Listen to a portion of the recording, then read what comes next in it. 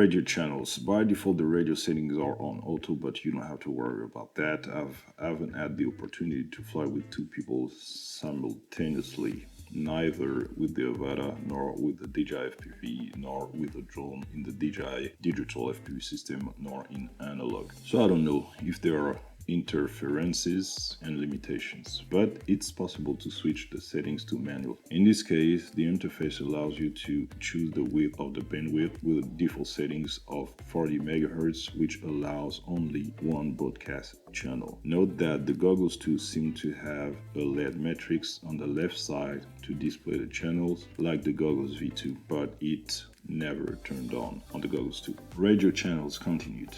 I guess in the 40 MHz of bandwidth, it's impossible to fly two Avatas at the same time. By choosing a width of 20 or 10 MHz, 3 channels are available, which in theory offers the possibility of flying 3 at the same time. Note that the video transmission is carried out at 5.8 GHz without the possibility of changing the setting to 2.4 GHz. The remote control and the Avata, they converse in 2.4 GHz, probably in addition to the 5.8 GHz, without it being possible to modify the setting. The Avata offers focus mode for the record. Because it already existed on the DJI FPV, it allows for a sharp image in the center of the screen and blurry edge when the link degrades, rather than degrading the entire screen. The H icon, it's a step taken by the DJI FPV in the direction of augmented reality, which is taken up by the Avata. If the drone picks up enough GPS signals to calculate its position, the display will show an H on the screen and shows the position of the takeoff point superimposed on the image quite accurately. If this point is not visible on the screen, the letter H passes on the side to indicate the good direction. This H seems like a minor detail, but it allows you to return to your starting point even when you get lost. It's perfect on an unknown and poorly controlled spot. It's also very effective in the forest. Among the security tools, there is also the possibility of ringing the ESC and viewing the last seconds of flight. Enhanced view mode.